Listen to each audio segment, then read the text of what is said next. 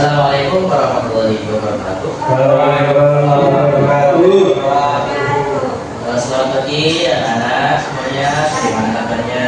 Alhamdulillah. Semoga kita diberi kesehatan oleh Allah. Amin. Baik, sebelum kita mulai pembelajaran pada hari ini, kalian sudah berdoa belum tadi? Belum. Oke, mari kita berdoa lebih dahulu. Berdoa mulai. Sudah selesai. Baik, saya apresiasi terlebih dahulu ya. Oke. Bu Yanto, Ika Farida, Bangkit, Jamie, Alex, Anda, Adik. Oke, baik. Ya setidaknya sudah ada setengahnya ya. Nah, kita di sini akan belajar mengenai teks biografi. Nah, teks biografi ini sebelumnya ada kesinambungan dengan materi yang sebelumnya. Masih ingat materi sebelumnya apa? Ya, coba. Apa? Materi apa? Oke, betul. Nah, hari ini kita akan mempelajari mengenai teks biografi. Oke, yang pertama di sini kita akan mengetahui pengertian teks biografi itu seperti apa, lalu struktur teks biografi itu seperti apa, ciri-ciri teks biografi itu seperti apa, jenis-jenisnya, lalu unsur bahasanya. Nah, di sini kalian ada yang sudah tahu teks biografi itu apa? Belum tahu? Oke. Nah, teks biografi adalah suatu teks yang berisi mengenai kisah-kisah atau cerita suatu tokoh dalam menjalani kehidupan yang ditulis oleh seseorang sehingga cerita tersebut patut menjadi panutan atau teladan. Nah, di sini kalian bisa memahami bahwasanya teks biografi itu kita akan menelusuri suatu kisah tentang seseorang, baik itu pahlawan, tetangga maupun nabi dan lain-lain ya, dimana tokoh tersebut bisa kita jadikan panutan. Baik. Nah, di sini ada yang memiliki idola? Coba Ika, idolanya siapa?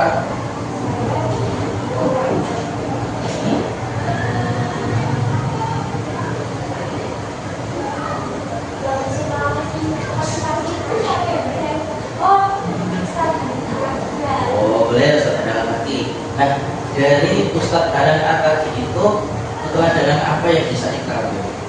Dari pandangan itu kan banyak kasih ke orang-orang, jadi kayak dorong diri itu menjadi orang lain. Oke, baik, boleh ya. Ada yang lain? Mas Yuni? Oke, banyak teguh. Nah, keteladanan apa yang bisa diambil dari itu? Oh iya, benar sekali. Itu kan juga salah satu indikator ya di Indonesia. Baik. Nah, di sini kita nanti juga akan saya beri tugas untuk membuat biografi dari idola kalian. Baik, nah sebelum itu kita harus mengetahui dulu strukturnya seperti apa. Baik, di sini ada orientasi, peristiwa dan masalah, lalu reorientasi. Baik, orientasi itu adalah suatu awalan atau prolog dari tokoh tersebut, di mana awal mula dia lahir, terus awal mula dia bersekolah, menempuh pendidikan dan lain-lain. Nah, lalu yang kedua yaitu peristiwa dan masalah. Nah, di dalam suatu alur perjalanan dari suatu tokoh pasti adanya peristiwa dan masalah, di mana terdapat kejadian-kejadian yang fenomenal maupun kejadian-kejadian yang dapat kita ambil baiknya, hikmahnya. Lalu yang terakhir yaitu reorientasi. Nah, di sini reorientasi itu adalah semacam kesimpulan di mana dari semua alur tokoh dari awal sampai sekarang itu bisa kita ambil hikmahnya. Baik, lanjut. Ciri-ciri. Nah, di sini ciri-cirinya ada 3. Yang pertama, teks biografi memuat informasi berdasarkan fakta. 2. Memuat fakta pengalaman hidup suatu tokoh dalam menghadapi masalah-masalah. 3. Memiliki struktur yang jelas. Nah, di dalam membuat teks biografi, nah ciri-ciri tersebut ini harus ada di dalam teks yang kalian buat nanti. Nah, kan dimana suatu tokoh yang kita ceritakan nanti kan adalah orang asli atau apa ya bilangnya, real life gitu, dimana itu bukan suatu tokoh yang fiksi atau dibuat-buat. Nah, maka dari itu harus berdasarkan fakta. Lalu yang kedua yaitu fakta pengalaman hidup suatu tokoh dan masalah-masalahnya. Nah, itu nanti kalian juga bisa ambil beberapa kejadian atau beberapa peristiwa yang nanti kalian bisa cantumkan di dalam teks biografi kalian. Nah, yang terakhir kita struktur harus harus mengikuti struktur yang tadi sudah dijelaskan. Baik, bisa dipahami? Oke, lanjut. Nah, jenis-jenisnya. Nah, di sini yang pertama berdasarkan sisi penulis. Nah, berdasarkan sisi penulis ini di mana suatu tokoh tersebut menuliskan pengalaman hidupnya sendiri. Jadi, misal nih, Yulianto menuliskan biografinya sendiri. Nah, itu nanti berdasarkan sisi penulis. Lalu yang kedua berdasarkan izin penulis. Ya, misal ini, si Bakit mau menuliskan biografi mengenai si Yulianto. Nah, pasti kan harus minta izin dulu terlebih dahulu kepada Yulianto. Nah, itu bisa masuk ke jenis yang kedua. Lalu yang ketiga berdasarkan isi. Nah, di sini berdasarkan isi itu di mana tokoh tersebut memiliki achievement ataupun penghargaan ataupun prestasi yang dimana hal itu harus disebarluaskan untuk mendapatkan untuk dapat memberikan motivasi pada orang-orang lain. Nah, itu perlu juga nanti masuk ke jenis yang ketiga. Lalu yang keempat itu berdasarkan persoalan. Nah, di sini persoalan maksudnya itu di mana tokoh tersebut, contoh ini tokoh audit, di mana audit itu adalah tokoh dari PKI. Ya. Nah, PKI itu kan banyak masalah. Nah, itu bisa dibuatkan biografinya berdasarkan persoalan. Lalu yang kelima berdasarkan penerbit, di mana ini hampir sama dengan yang kedua, namun penerbit kan sudah memiliki instansi sendiri.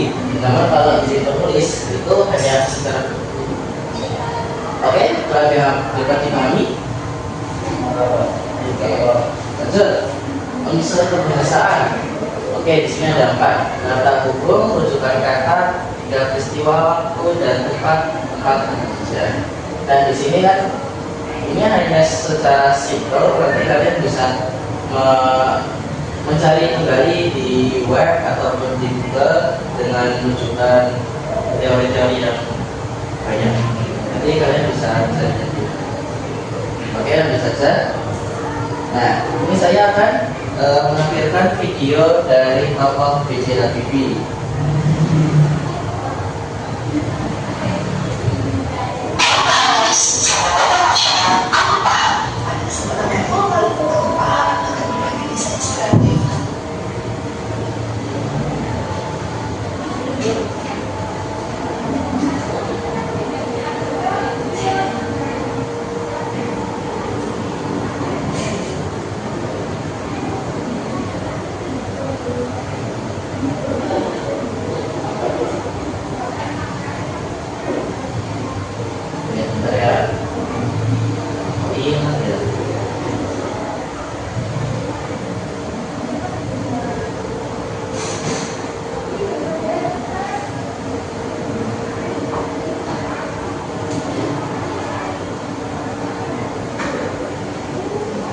Di sini ada yang kenal B.J. Habibie itu siapa?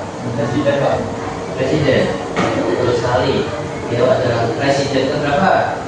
Tiga. Nah, ini.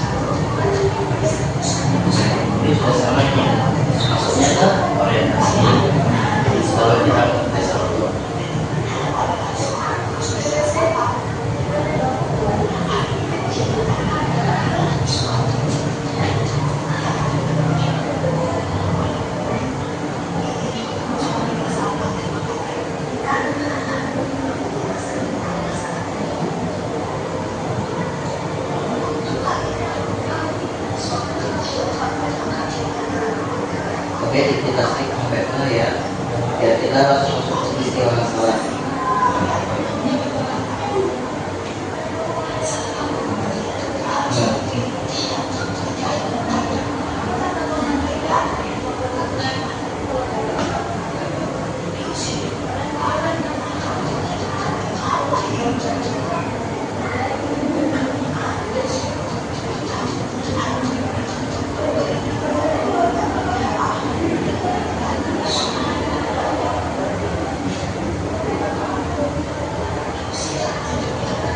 Oke, nah di sini sudah masuk ke peristiwa dan masalah di mana Binti Habibie sudah melanjutkan kuliahnya di S3 yang ada di Jerman, lalu beliau langsung jadi dosen di UNIP.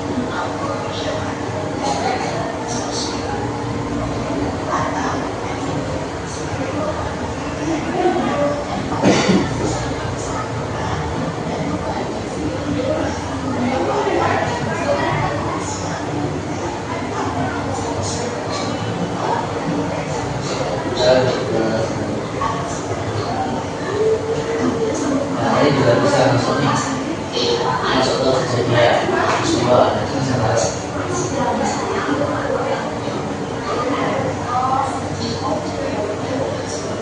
Nah, oke, dari sini kita tadi juga sudah menyamakan struktur yang tadi sudah kita pelajari tadi, orientasi peristiwa dan masalah. Nah, kalau preorientasi itu kan tadi kita sudah jelas, saya sudah jelaskan bahwasanya itu adalah suatu susunan di mana itu menceritakan hikmah dari kejadian suatu tokoh. Nah, sebenarnya orientasi itu bisa dikatakan struktur yang opsional ya, di mana kita mungkin bisa jadi tidak mendapatkan hikmah dari suatu tokoh, tapi kita nanti bisa memberikan hikmah dari sisi tulis. Oke.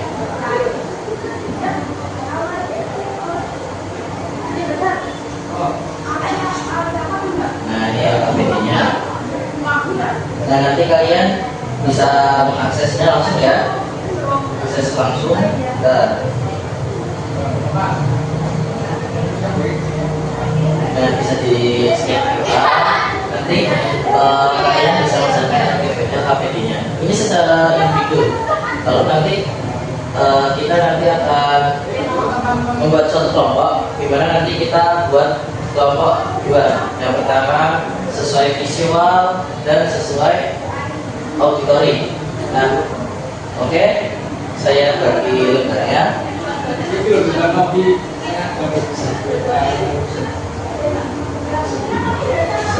Oke.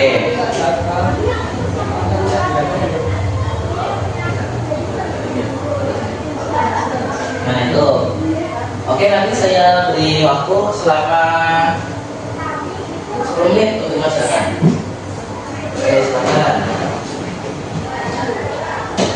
Nanti setelah itu salah satu kelompok akan presentasikan.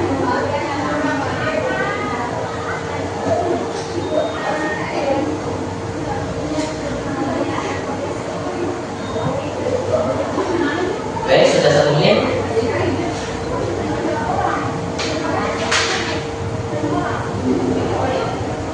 Oke, udah selesai semuanya? Oke. Baik, coba kita mulai dari presentasi dari kelompok visual. Nah, tadi kan sudah dilihat juga sesuai LKPD-nya, kalau visual itu apa, yang audio itu apa. Baik, visual silahkan.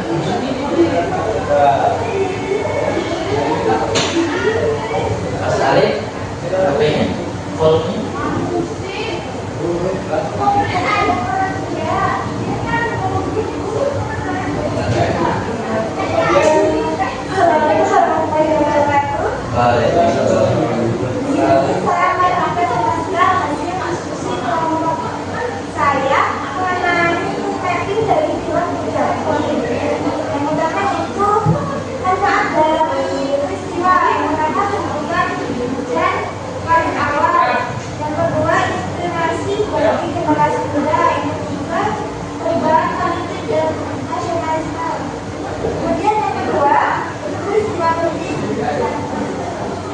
Satu, pendidikan dan pelajaran. Dua, membantu Indonesia dan pengembangan teknologi. Yang kedua, menjabat sebagai Presiden Republik Indonesia.